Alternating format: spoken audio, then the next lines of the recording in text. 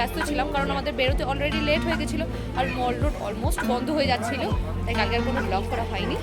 এখন যাচ্ছি মল রোডে, যদিও আজকে থার্সডে, বেশিরভাগ জিনিস বন্ধ থাকার কথা, তবে সামনে ভিড় আর লাইট দেখে মনে হচ্ছে না কি আজকে অফ আছে, হয়তো দোকানপাট খোলাই আছে। চলো যাই, মা নেবে একটা সোয়েটার। আমাদের এখানে মনে হচ্ছে কালকের থেকে আজকেই দোকান বেশি খোলা। হ্যাঁ, কি জানি কেন কেন জানি না, দোকান বন্ধ থাকে মনে হচ্ছে আমাদের। চলো যা যাক।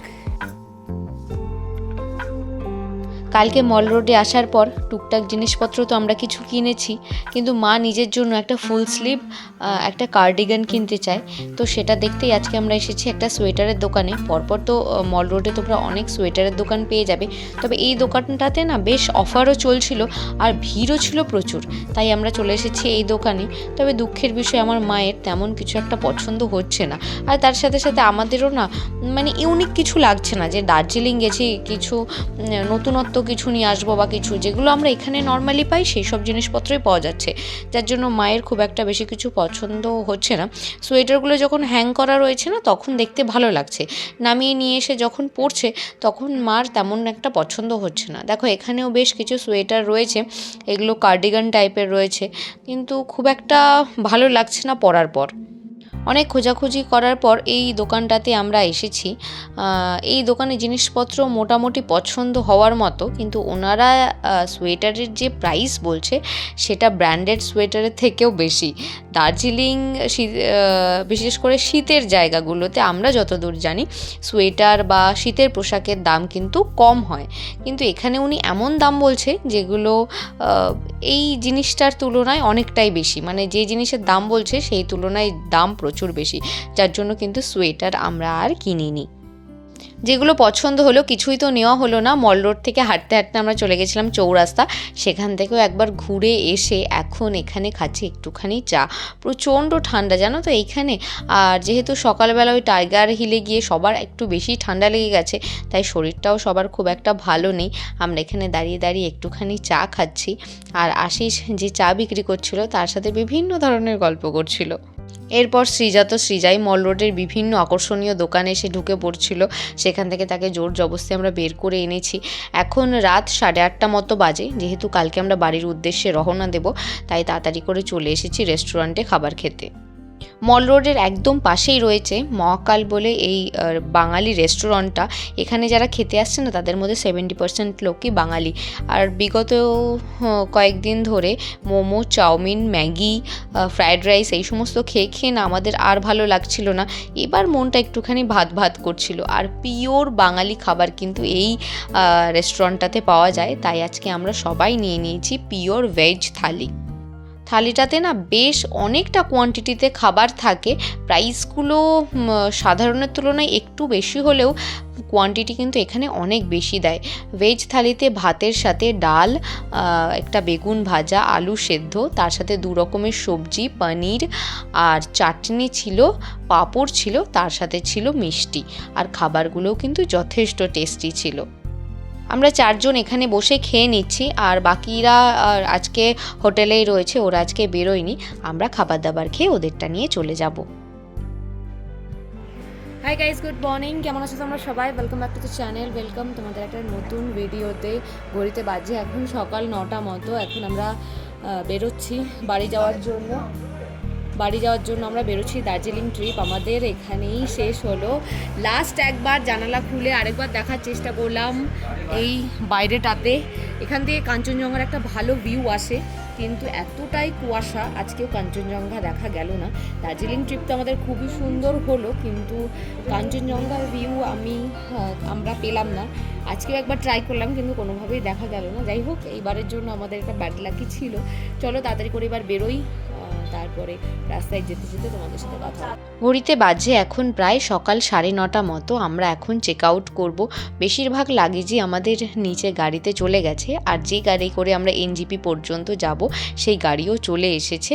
তো চলো এখন আস্তে আস্তে বেরোনো যাক। সবাই এখানে ছোটোখাটো লাগেজগুলো হাতে করে নিয়ে চলে যাচ্ছে, আর বাকি যে বড় লাগেজগুলো ছিল সেইগুলো এখানকার হোটেলের যে স্টাফ আছে বা ইনি হচ্ছেন ম্যানেজার যিনি এখন নিয়ে যাচ্ছেন, ওনারা আমাদের হেল্প করে দিচ্ছেন। দেখতে দেখতে দার্জিলিং ট্রিপ ওভার হয়ে গেল। মনটা সত্যি কথা আজকে ফিরে যেতে প্রচণ্ড খারাপ লাগছে, কারণ প্রথমবারের জন্য আমি পাহাড় দেখেছি আর সত্যি কথা আমি পাহাড়ের পুরো প্রেমে পড়ে গেছি। পাহাড় যে এত সুন্দর হয় সেটা হয়তো সামনে থেকে না দেখলে কখনোই বুঝতে পারতাম না। এর সাথে সাথে আরেকটা জিনিসও বলে রাখি, পাহাড়ের মানুষজন এত ভালো বলার মতো না। ইনি আশিসের পাশে যিনি আছেন উনি হলেন এই হোটেলের ম্যানেজার, আর পাশের জন হলেন স্টাফ। প্রচণ্ড হেল্পফুল ওনারা। बहुत हाँ। बढ़िया सर्विस था। हाँ सबको हम प्रेफर करेंगे इधर आके, इधर रहने का नियर मॉल रोड के एकदम सामने है। बहुत बढ़िया सर्विस था। মল রোডের একদম সামনেটাতেই রয়েছে এই ডেকেলিং হোটেলটা। খুবই ভালো। হোটেলের রিভিউ যদি দিতে বলো, হোটেল খুবই ভালো, একদম পরিষ্কার পরিচ্ছন্ন, তার সাথে সাথে স্টাফদের বিহেভিয়ারও খুব ভালো। আমরা নেক্সট টাইম আসলে অবশ্যই ওনাদের সাথে আরেকবার কন্ট্যাক্ট করব। তবে ফিরে যাওয়ার সময় দেখছি কি রাস্তার ধার দিয়ে সরস্বতী ঠাকুর বিক্রি হচ্ছে, তাই আমাদেরও আবার মনে পড়ে গেল যে বাড়ি ফিরেই কিন্তু সরস্বতী পুজোর তোড়জোড় করতে হবে। সুতরাং মন বেশি খারাপ করে লাভ নেই, বাড়ি ফিরেই আবার সরস্বতী পুজো।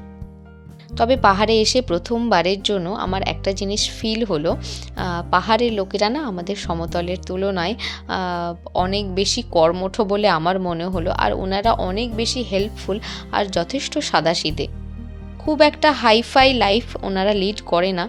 আর যেহেতু এখানকার ওয়েদারটাও প্রচণ্ড ভালো আর ফ্রেশ এয়ার, আমার মনে হয় সমস্ত কিছু মিলিয়ে ওনারা কিন্তু আমাদের থেকে হয়তো অনেক ভালো একটা লাইফ লিড করে, বা অনেক ভালো একটা পলিউশন ফ্রি পরিবেশে থাকতে পারে।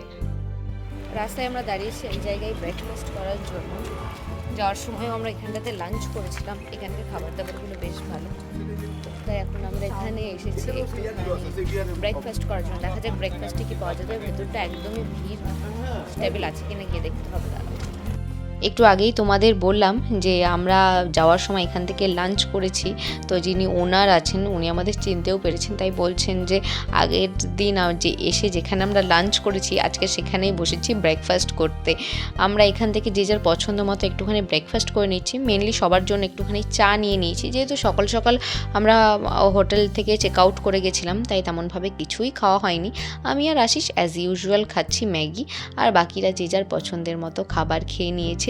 চলো আবার গাড়িতে উঠে পড়লাম, যাত্রা আবার শুরু। প্রায় আধ ঘন্টা 45 মিনিট পর চলে এসেছি আমরা এনজিপিতে। আর এই হোটেলটাতে জয়দেবদা আমাদের গাড়িটা নিয়ে বিগত 2-3 দিন ধরে এইখানেই ছিল। প্রথমে তো আমাদের প্ল্যান ছিল এই গাড়ি নিয়েই আমরা দার্জিলিং যাব, কিন্তু তারপরে জয়দেবদাকে দেখলাম সে একদম কনফিডেন্ট না গাড়ি নিয়ে পাহাড়ে ওঠার জন্য, আর তার চেয়েও বড় কথা বাইরের গাড়ি পাহাড়ে এইভাবে আসতে দেবে না। সেই জন্য এখন যিনি ড্রাইভার দাদা রয়েছেন ওনাকে আমরা এনজিপি থেকে হায়ার করেছিলাম। গোটা দার্জিলিং উনি আমাদের ঘুরিয়ে দেখেছেন। আশিস এখন ওনাকে বাই বাই করে দিচ্ছে। দার্জিলিং থেকে যে গাড়িতে আমরা এসেছিলাম ওই ড্রাইভার দাদাকে তো আমরা বাই বাই করে দিলাম। প্রচণ্ড ভালো মানুষ ছিলেন। নেক্সট টাইম দার্জিলিং গেলে অবশ্যই ওনাকে আবার কন্ট্যাক্ট করবো। ওনার কন্ট্যাক্ট ডিটেলস তোমরা যদি চাও আমি নেক্সট ব্লগে তোমাদের জানিয়ে দেবো। প্রচণ্ড ভালো মানুষ, প্রচণ্ড হেল্পও করেছে আমাদের। পেছনে আমাদের গাড়ি এখন বেরোচ্ছে। ফাইনালি এখন এনজিপি থেকে আমরা বাড়ির উদ্দেশ্যে রওনা দেবো।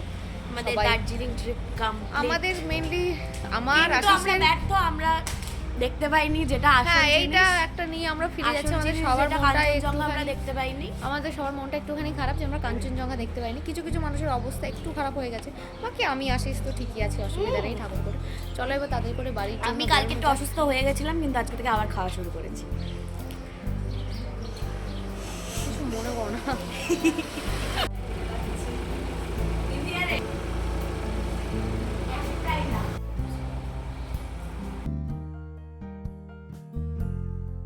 এনজিপি থেকে গাড়ি ছেড়ে দেওয়ার পর বেশ 1-1.5 ঘন্টা পরেই আমাদের সবারই একটুখানি অস্বস্তি ফিল হচ্ছে আর একটুখানি খিদেও পেয়েছে, তাই আমরা রাস্তায় এক সাইডে একটুখানি দাঁড়িয়ে গেছি। একটা না ফলের দোকান চোখে পড়েছে, বিভিন্ন ধরনের ফল রয়েছে। আর গাড়িতে যেতে যেতে না আমরা এই টুকটাক ফল খেতে সবাই মোটামুটি ভালোবাসি। একটুখানি আঙুর নিয়ে নিয়েছি, এই যে নর্মাল আঙুরটা আছে সবুজ আঙুর সেটা নিয়েছি, তার সাথে একটুখানি কালো আঙুর, একটুখানি কুল নিয়েছি। জানি সরস্বতী পুজোর আগে খাওয়া উচিত না, কিন্তু আমি নারকেল কুল খেতে খুব ভালোবাসি, তাই নারকেল কুল নিয়েছি, একটুখানি কমলা লেবু নিয়েছি।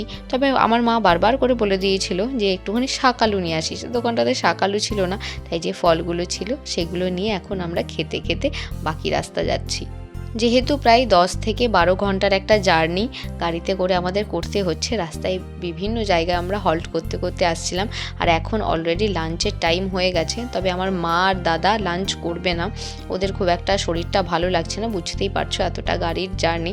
আমরা বাকিরা চলে এসেছি পাঞ্চি নামে এই রেস্টুরেন্টটাতে। মেনলি এটা প্রপার কোন জায়গাটাতে আমি বলতে পারবো না, হাই রোডের একদম সাইডে, এটা হচ্ছে তোমার উত্তর দিনাজপুর। তো প্রপার জায়গাটার নাম আমি জানি না।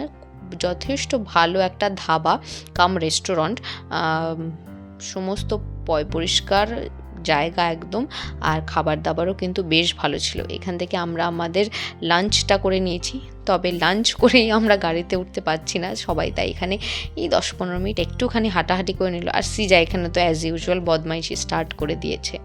দেখো গাড়িতে চেপেছি সেই সকাল 9:30টার দিকে, গাড়ি চলতে চলতে এখন সন্ধে হয়ে গেছে, কারুর আর একটুও ভালো লাগছে না। জিজা কি চা বলো। খাবি? কিছু আর বলার নেই, খুব ক্লান্ত। দুধ চা, তুমি দুধ চা ক্লান্ত। চারটে, এখন বাড়ি ফিরতে পারলে বাঁচি। চারটে দুধ 4টে লিকার।